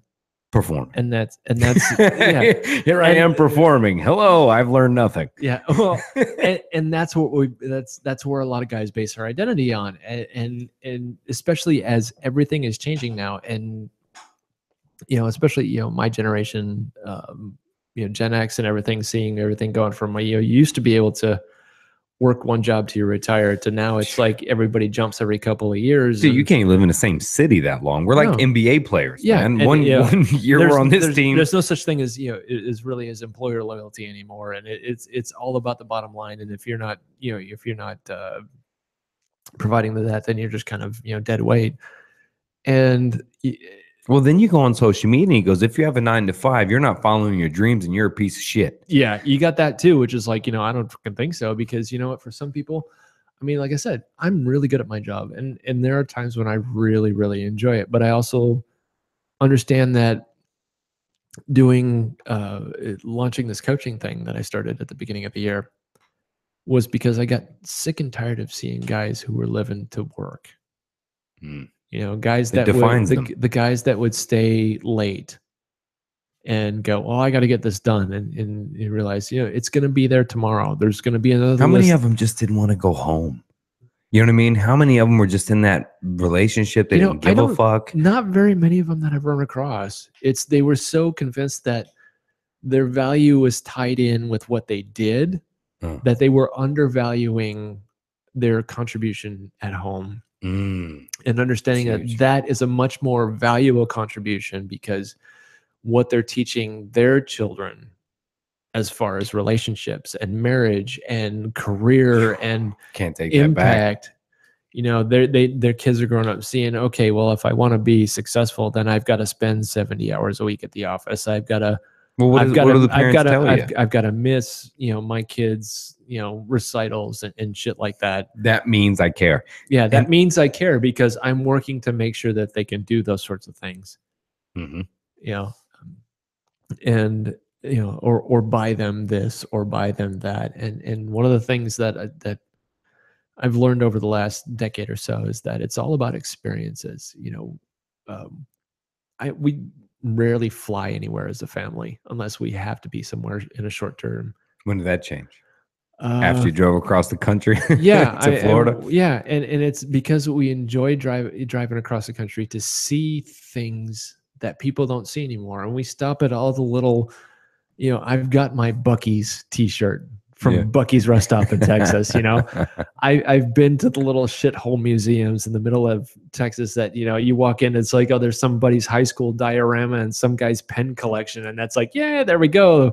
Yeah. But, it's that sort of experience that we miss in this high pace, got to get everywhere, got to get everything. The checklist. I've been there. We've traveled here. We've done this. We've done that. Check. Yeah. When we moved out here, we stopped. We came across the Mississippi River, and we stopped. And we pulled over in Mississippi and got out of the car and said, "Look, this is that big blue line that you see on the map. This is the Mississippi River. Yeah. Here's a giant magnolia tree. Here's this is the shit that you read about in books." Yeah. Experience it and understand it. And my hope is, and my belief is that someday, even though they may not appreciate it now, someday all my kids will look back and go, my dad at one time, he took us all to Hawaii. We got to go to Pearl Harbor. Yeah. We saw the King Kamehameha statue. We got my oldest was like, I got sunburned as fuck on Waikiki. Growing up, my parents went to Hawaii a few times for anniversaries and stuff. It never took us kids. And so when I had the opportunity to go, I made sure to take my kids with me, because it was something that I didn't get, my parents weren't able to do. And so being able to take my kids to Hawaii and have that experience for them meant more to me than, the incredible amount of money it cost me to do. But you know what? Fuck it. Yeah. What's got me a lot with our society I did a few videos on it, is marketers for me. I wrote this whole thing in college about how marketing was the end of human civilization as we knew it. And like once that was invented, the psyche was done. And the idea that the marketers for me, if you watch commercials or see them, I haven't seen them in a while, but when you do, that's who spend all the money on the research, the market research, or somebody wants to see And they've gotten really smart that they now sell the idea that they know that we're not trying to buy shit anymore. We're not trying to buy stuff anymore. Yeah. So now, but they've gotten really good at going, get the experience in life. But every experience I've heard about in the United States costs fucking money. Oh, absolutely. And it I mean, does. all my daughter's college brochures, they come in. I did a little study where I was reading through them and I was kind of taking pictures of and just researching. I was going, every fucking college brochure was selling my daughter and myself the college experience. It wasn't about the education, the job placement, the reason you take on this much debt to get none of that. No, it was all about the experience Sell of where you the you experience. go and the town you live in, and and going to the let's go to the football games on Saturdays and the That's basketball games during basketball season. Mm-hmm. They've gotten good at coercing us to go, okay, you want the experience? We'll sell you that. Yeah. You know what I mean? And it's hard to define, right? Where that line is of where the experience is, or even where we're going, hey, we've created the experience, therefore I am a provider. I have provided the experience, right? Instead of the time of the moment. It's really hard and confusing to separate, what's the social impact or the social constructs that are shaping me to think that I'm creating what I'm supposed to do. Now I'm getting deep, right? And what really means something. We assign meaning to what we want. It's just, I don't know. I'm wary of anybody really that tells me they have the answer. Yeah, I don't think I do. I No, I don't know. Have you ever watched what was it, Dogma? Oh, Kevin Smith movie. yeah. Son of a bitch. Yeah. People right now are yelling like, motherfucker, it's this movie. Yeah. If we only had a device that we could search everything. And there's a great line from Chris Rock in the movie. He talks about, he goes, people will die for beliefs, but having an idea that changes the world. Damn sure does. Yeah. And you don't have to pay for it. I don't believe I have a good idea. And even if you read, it's funny when people talk about, well, the Bible says this, and I go, if you go back and you read about the first council of Jerusalem in Acts, even the apostles, the ones who hung out supposedly with Jesus, came out with this letter and said, well, we're not sure, but we think we got a good idea that these are the things that are kind of important. Everything else, not so much. Yeah. And so I think if we approach life from an idea that we don't know, but we've got a good idea going forward, it's always open to change. It's always open to making things better. It's open to shifting the trajectory. Because I'm very Hegel in my beliefs. I believe there's thesis, antithesis, and then the truth is somewhere in the middle. If there's in it. If there is, but you know what? I think the world shifts better when you realize that when you realize it's somewhere between the two extremes. Because it always shifts, it always changes, and I honestly believe that the arc of the arc of history bends towards justice. It may not take. You may not see it, but I think as history has proven, and we've moved forward as a society, we've become a more fair and just society and a lot more inclusive, even though we've got a long freaking way to go. You look back 50 years ago. I mean, it was just in the 80s when the last the law was repealed in Louisiana that prevented women from getting their own banking accounts, their own credit cards, and that was 30 years ago. And so things it's weird change. to think about that. We're a part of the generation that's just beyond the monkey. You know what I mean? Just beyond the chimpanzee, right? We're just beyond that. And some of us don't want to believe that we're just a little bit behind. We're so evolved. No, not really. No. We still pick the guy who has the most money. You're like 3 seconds away from 12 o'clock. Yeah. He runs faster. He's our leader. Yeah. You know what I mean? He's taller. He's our leader. Yeah.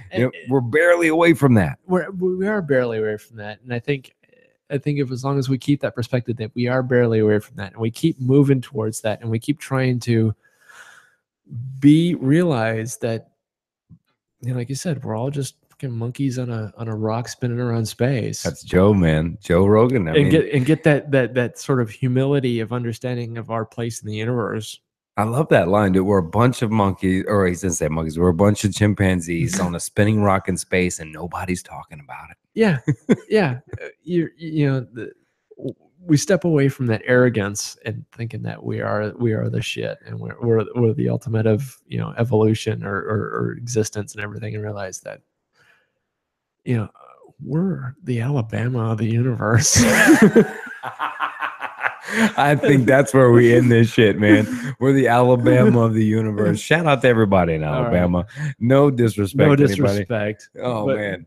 I love that shit. That's, dude, put everybody out there for your podcast, where they find it, where they listen to it. Absolutely. Swing by secondlifecoaching.com. The podcast is on iTunes. Just Google 21st Century Man. We're on Google we're on iTunes, Google Play, Stitcher, Player FM, wherever you listen to podcasts. You know, we talk about this sort of shit all the time, and just kind of just lay it bare.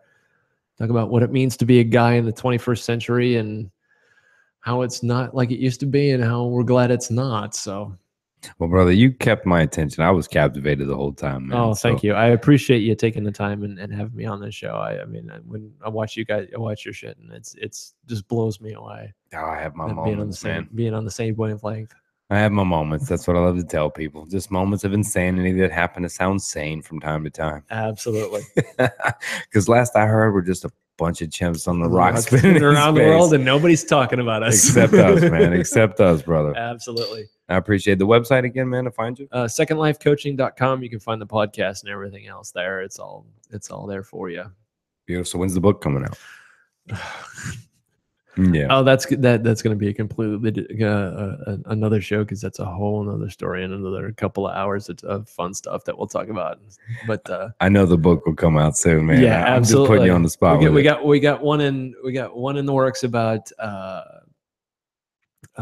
dealing with estranged relationships with your kids, and then I'm working on another one about being a 21st century guy and redefining manhood. So, and that's what the podcast is all about, right? Yep. Oh, dude, I love it, man. Thanks for, coming on. What's cool, man, is we met for 10 minutes at a networking event. You say hello. Now you're at the house. We're chatting. Got to know each other. We barely talked for maybe 5 minutes out back. And then you're like, we got to go get the shit on air. Yeah, let's go live now before we say anything, man. So I appreciate you sharing your life and sharing everything here, man. I appreciate you having me. It's been a blast. I love it, man. I appreciate everybody listening, man. Have a good weekend. Love you. Next week, I'm gonna fuck his name up, but he's coming on, the CEO, founder. I want to say it's Jove Red Light Therapy, JOOVV. All the questions about red light therapy, why to do it. Tons of athletes are doing it, like Jeremy Stevens and on and on. He's an MMA fighter, by the way, but he'll be on.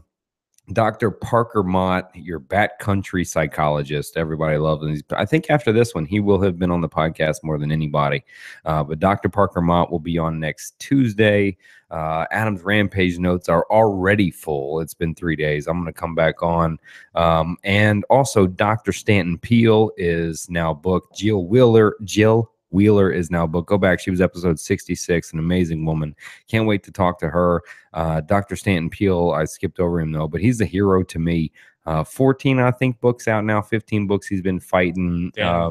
Fighting chemical incarceration. He made first one to fight AA, NA, the inconsistencies of it, how well it doesn't work. Dr. Stan Peele's a hero to me, man. And you and I could live stream for like 24 hours and never run out of things to say. Probably. So he's coming back on. Jason Silva is also coming on the podcast. He's agreed. He's traveling a little bit right now, but we're going to line up with Silva at the end. And one surprise guest that I'm not telling a fucking soul about until he actually shows the fuck up and comes on. But somebody I can't wait to have on the podcast. But love y'all. Hope you're taking care of you. Hope you live in your cognitive rampage. Yep. Have a great weekend, all. It was great to get the time to chit chat with you, and thanks for listening to this kind of bullshit for, I don't even know how long it was. Love you. Love you.